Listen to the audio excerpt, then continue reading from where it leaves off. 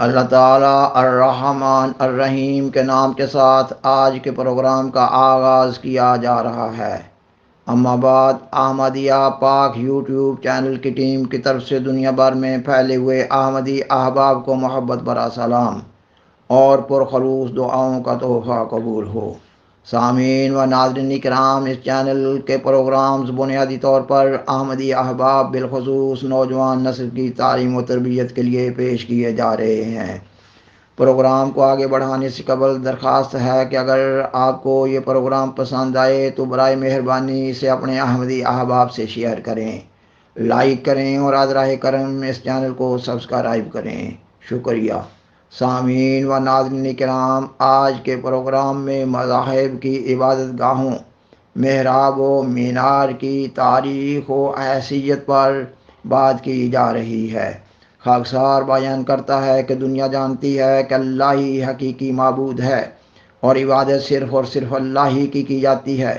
اور ہر مذہب اور مسلک میں انفرادی اور اجتماعی عبادت کی ادائیگی کے لیے عبادت گاہ بنائی جاتی ہے، اور عبادت گاہ اللہ کے نام پر بنائی جاتی ہے اور اللہ تعالیٰ ہی کے لیے ہوتی ہے،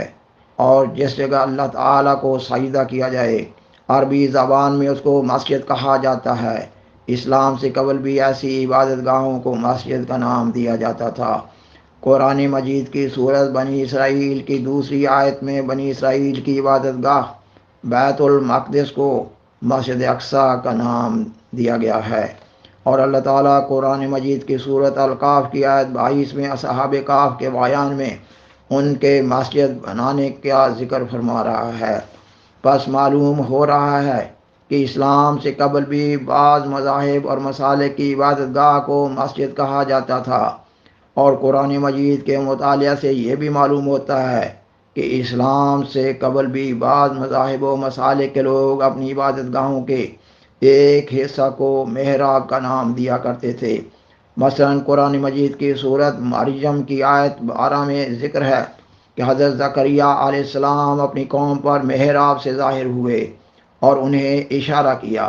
کہ صبح و شام اللہ کی تسبیح کریں۔ سامعین و ناظرین کرام، دنیا میں پرانے زمانوں سے مینار بنانے کا بھی رواج چلا آ رہا ہے۔ مثلاً مصریوں کا خیال تھا کہ ارواح سماویہ آسمان سے اترتی ہیں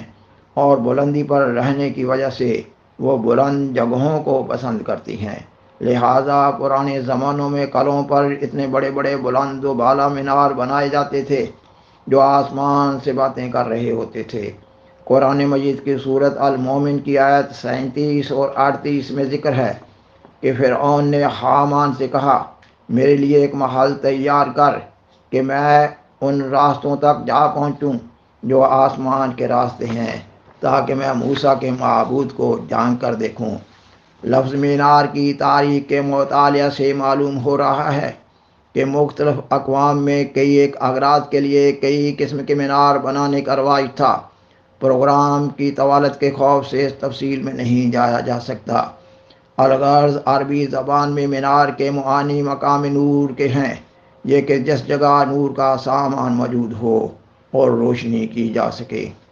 خاکسار اس پروگرام کے مقصد کے حصول کے لیے بطور خاص بیان کرتا ہے کہ اسلام میں بھی مسجد، محراب و مینار وغیرہ کے الفاظ اور ان الفاظ سے متعلقہ تعمیرات کو قائم رکھا گیا ہے۔ دنیا میں قدیم سے یہ الفاظ اور ان الفاظ سے متعلقہ تعمیرات کا رواج چلا آ رہا ہے۔ کسی ملک میں محض اکثریت کی بنیاد پر کسی حکومت یا گروپ کو ان الفاظ اور ان الفاظ سے متعلقہ تعمیرات پر اجارہ داری حاصل نہیں ہو جاتی کہ وہ کسی دوسری جماعت کی عبادت گاہوں کو محض طاقت کے زور سے مسمار کرے، جبکہ وہ عبادت گاہیں بھی اللہ کے نام پر بنائی گئی ہوں، اللہ ہی کی طرف منسوب ہوتی ہوں۔ اللہ تعالیٰ قرآن مجید کی سورت الجن کی آیت 19 میں بیان فرماتا ہے کہ تمام عبادت گاہیں جن میں اللہ کو سجدہ کیا جاتا ہے وہ اللہ ہی کے لیے ہیں، اور اللہ تعالیٰ نے قرآن مجید کی سورت الحج کی آیت 41 میں راہب خانوں اور گرجوں اور یہود کے معابد اور مساجد کی حرمت کو قائم کیا ہے۔ خاکسار بیان کرتا ہے کہ کسی حکومت یا گروپ کو یہ حق حاصل نہیں ہے کہ اللہ تعالیٰ کی اس حرمت کو پامال کرے۔ سامعین و ناظرین کرام، خاکسار بیان کرتا ہے کہ متحدہ ہندوستان میں مسلمانوں کی وحدت سیاسی نمائندہ جماعت مسلم لیگ کی لفظ مسلمان کی طے شدہ تعریف کے مطابق جماعت احمدیہ نے بحیثیت مسلمان اس میں شمولیت اختیار کی اور قیام پاکستان کے لیے عظیم المثال قربانیاں پیش کی۔ حضرت امام جماعت احمدیہ نے قائد اعظم محمد علی جناح کو ہر ممکن تعاون دیا۔ حضرت چودھری سر محمد ظہور اللہ خان صاحب کی ہندوستان کی آزادی کے لیے اور قیام پاکستان کے لیے عظیم المثال قربانیاں ظاہر و باہر ہیں۔ قیام پاکستان بننے کے فوراً بعد سے پاکستان میں کانگریس نواز علماء اور ان کے دار فانی سے دہارے جانے کے بعد ان کی جماعتیں مسلسل اپنی اکثریت کی بنیاد پر جماعت احمدیہ کو مبتلا عذاب و آزار کیے ہوئے ہیں۔ جماعت احمدیہ کے خلاف 1953 اور 1974 اور پھر 1984 کے حالات پیدا کیے گئے۔ 1984 میں فوجی ڈکٹیٹر جنرل ضیاء الحق نے جماعت احمدیہ کے بارے میں ایک صدارتی آرڈیننس جاری کیا۔ اس میں کئی ایک امور کے علاوہ یہ کہا گیا ہے کہ احمدی اپنی عبادت کو مسجد نہیں کہہ سکتے اور اپنے مذہب کی عبادت کی طرف پکارے جانے کو اذان نہیں کہہ سکتے۔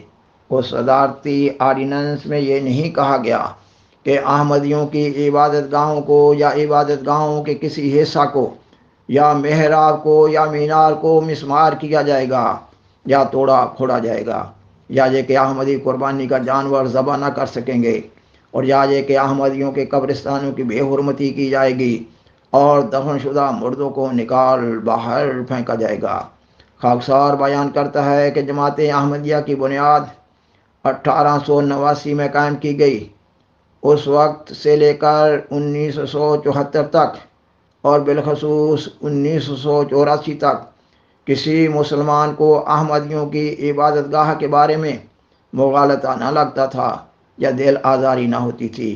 اور نہ ہی اب پاکستان سے بیرون ممالک میں رہنے والے مسلمانوں کی،